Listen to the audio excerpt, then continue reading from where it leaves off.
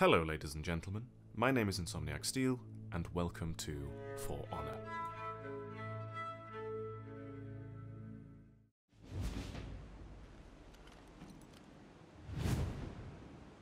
For Honor is an action game published by Ubisoft and developed by their Montreal, Quebec and Toronto studios. You play as one of 12 classes of warrior, split across knights, vikings and samurai, first in a single player campaign and then through several multiplayer modes. So let's break it all down.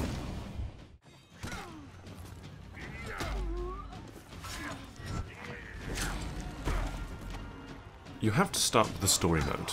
It acts as a tutorial, which is a little strange since there is a dedicated tutorial mode you can also play from the main menu. But this one comes with class-specific hints, as you will play at least 2 of the available class types per faction through the 18 levels of the campaign. The story gives context to the world, and it explains what led up to the most recent conflict that you will become a part of once you start the multiplayer content. As you play, you start to notice the fighting game similarities. Rather than just swiping at enemies, you pick one of 3 directions to attack and defend, and use a mix of light and heavy attacks to attack them, based on what your character's moves are, and each of the 12 classes has slightly different strings. You can mash through the AI here with some challenge, or if you take your time and think, you can probably breeze through it quite quickly. It's a good introduction, but the voice acting seems a little off to me. I mean, I haven't studied history in detail, but I'm pretty sure that in medieval times, people didn't speak like 21st century American soldiers. But I trust that Ubisoft did their research thoroughly. Once you complete all 18 chapters, you are introduced to the faction war. This is the game's metagame, where you use your war assets, which you gain at the end of your multiplayer games, to invest into one of the fronts on which your chosen faction is fighting. The ownership of the territories update every 6 hours, and this then feeds into fortnightly long rounds and 2-month-long seasons, after which the game resets the ownership of all the areas and you get rewarded based on your faction's performance. As you can see at the time of this, the Knights, which are my chosen faction, are not doing particularly well. Now onto the different multiplayer modes. We begin with the duel mode, which is a fairly self-explanatory. It's 1-on-1 or 2v2 if you wish, best of 5 rounds played at various spots around one of the larger maps. I would say that duel is probably my favourite game mode in For Honor. The clip you can see in the background now is actually part of a really good best of 3 rounds I had with the other player, and we both kept the same characters, and it was just a really great experience, just like in any other fighting game. The other player was quite a bit higher level than me, which is an issue I will talk about in a little bit in more detail, but still it was very much enjoyable. So now let's look at the evolution of this mode in the Deathmatch game type.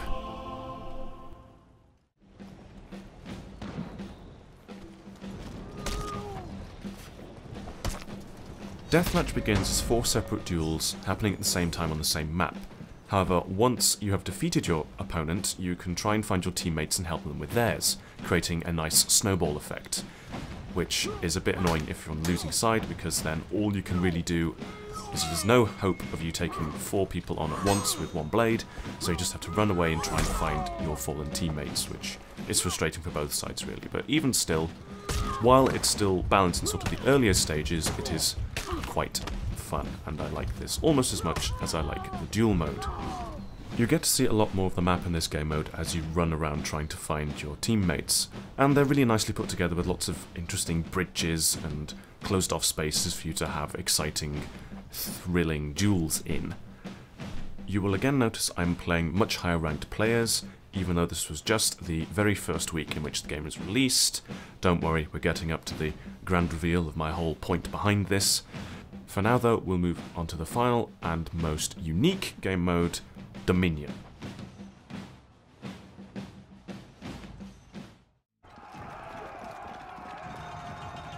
Dominion is a control points based game type with a little bit of a MOBA feel thrown in. There are 3 control points on every map. 2 of them are fairly normal, you just have to stand in it and fend off any opponents who happen to come into it, but the central one is based on the position of your minions, your fellow sort of non-hero soldiers, and you have to push the front by attacking the enemy soldiers. It's an interesting mix of ideas, and you do get to respawn in this mode, but killing minions isn't really that fun, because you can't really do lots of them at once. It's not like Dynasty Warriors where you get to sort of do these huge sweeping attacks, taking out dozens of them in a single stroke.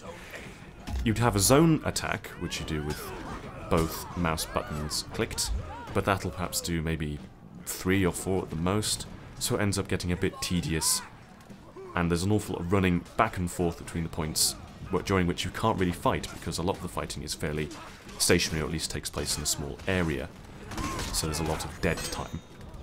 Adding on to the respawn times, which is only perhaps 10-12 seconds, which isn't too long, but it still doesn't function quite as well as the other modes in my opinion.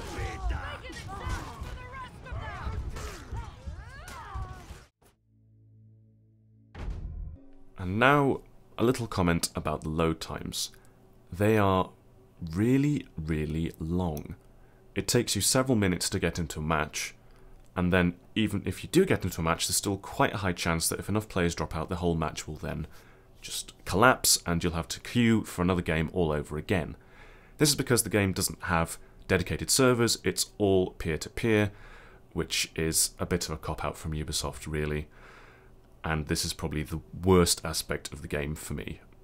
It's bad because not only does it lead to a huge amount of dead time while you're playing the game, but it also means that the game, as it tries to get you in any match it can, it sort of removes all the filters for like area and player skill level, which is why I certainly ended up playing a lot of much better players and paid the price for it, as you've seen throughout most of the clips in this video. So, yes, it's bad on several fronts, really, and they really should have done better.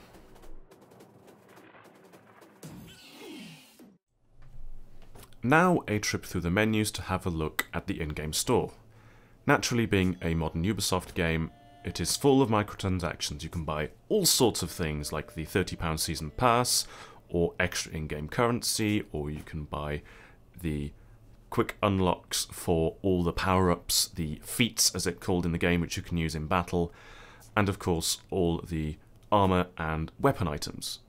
These are mostly cosmetic, but also have stat modifiers on them, but fortunately if they modify something up, they'll modify another thing downwards, so there's no chance of pay to win here, but is nonetheless perhaps a little greedy of Ubisoft to do this with a full-priced release. The customization itself is quite enjoyable, although it did seem to me like I had an awful lot of duplicates even with the small amount of items I had opened. You can do this through the in-game currency, or you can unlock scavenger crates and get them that way.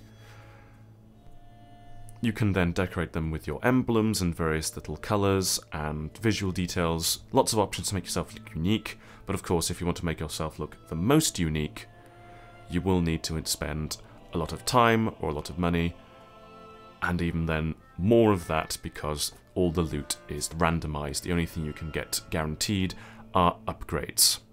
You can upgrade your equipment by dismantling the pieces that you no longer want. That then gets turned into a resource called salvage, and you can use that to increase the stats on the pieces you want to keep. The other thing you can use salvage for is combine the stats of one item with the visual look of another, in case you really want certain abilities but are a bit of a fashionista. Other way you can get items that I should mention is that you can of course buy special items from the store menu that we looked at earlier.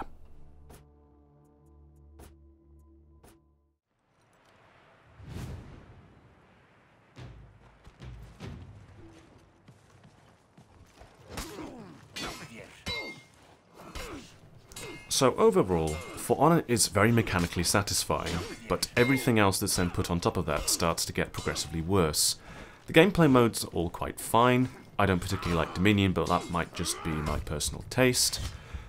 But then with the extra paid content available from the very start, and the fact it's pushed on you so very much, and it's randomized, that's really not particularly consumer friendly. And then the servers are the sort of terrible cherry on top of this very mixed quality cake. However, if you want a interesting action title, I think I would still recommend it, because you can ignore the microtransactions for the most part. Your character will still function fine without any of the special items and cosmetic upgrades, so it's just a matter of dealing with those long waits between matches, which perhaps will be better on consoles. Maybe it's just a PC problem, and I only hope that that's something they end up fixing as we go forward. So, this has been InsomniacSteel, welcoming you to For Honor. Thank you very much for watching, and I hope to see you again very soon. Farewell.